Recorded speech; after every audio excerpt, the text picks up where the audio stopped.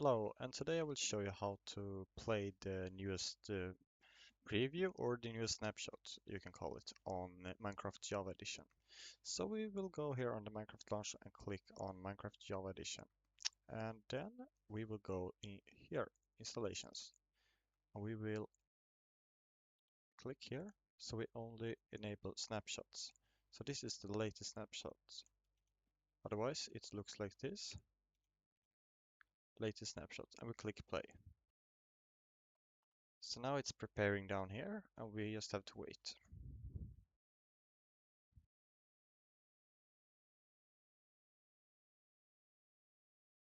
So now we have, you can see down here, snapshot 3. Now we got the newest snapshot on, we can create a new world and play the new things they added to the game. If you think, if you find this useful, please leave a like and subscribe. See ya.